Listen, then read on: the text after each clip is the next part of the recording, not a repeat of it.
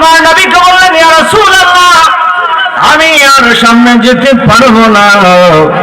আমার নবী কয়, জিবরাইল, তুমি তো হযরতে ইব্রাহিম আলাইহিস সালাতু ওয়াস সালামকে বলছিলা, তুমি ওই ইব্রাহিম নবীকে বলছিলে যখন ইব্রাহিমকে নমরুদের আগুনে নিক্ষেপ করা হবে, এমন সময় তুমি ইব্রাহিম নবীকে গিয়ে বলছিলে, ইব্রাহিম, আমি জিবরাইল আমার আল্লাহর এত নিকটে যেতে পারি, তোমার কোনো কথা থাকলে আমার কাছে বলে দাও, আমি আল্লাহর কাছে বলিয়া দেব। এ জিবরাইল, আজকে তুমি সিদরাতুল মুনতাহায় এসে তোমার যাত্রা বিরতি হয়ে গেল।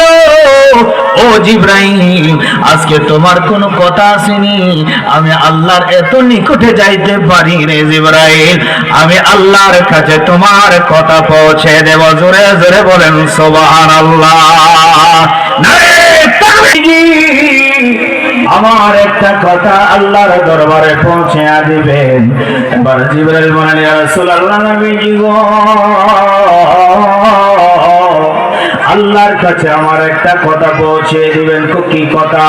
ইয়া রাসূলুল্লাহ, নবী গো, যখন ফুলসিরাতের ফুল আপনার উম্মত পার হবে, সেই দিন আমি জিবরাইল ৬০০ নূরের পাখা আমি ফুলসিরাতের মধ্যে বিছাইয়া দেব, আপনার উম্মতকে যেন আমার পাখার উপর দিয়া ফুলসিরাত পার করায়া দেয়। ও জিবরাইল, তুমি কেন উম্মতে মুহাম্মাদের জন্য এত দরদ?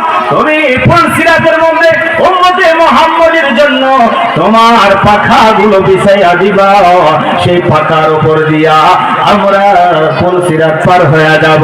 এবার জিবরাইল বলে, এই জন্য আমি বিছাইয়া দেব, এই জন্য আমার নবীর উম্মতের জন্য আমি বিছাইয়া দেব, এই জন্য বিছাইয়া দেব রে দুনিয়াবাসী শোনো, যেই নবী না হইলে আমি জিবরাইল হইতাম না, যেই নবীর উম্মত না হইলে আমি জিবরাইল হইতাম না।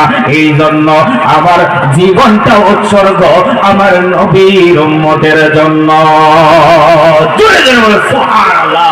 আল্লাহ পাক রব্বুল আলামিন আমাদের প্রিয় নবীজির মহব্বত নিয়ে আমরা যেন ইবাদত করতে পারি, আমরা যেন আল্লাহ পাককে ভয় করে প্রিয় নবীজির মহব্বত নিয়ে আওলিয়া কিরামের ভালোবাসা নিয়ে আমরা যেন ইসলামী জিন্দেগি করতে পারি। আল্লাহ পাক তৌফিক দান করে সকল বলেন আমিন।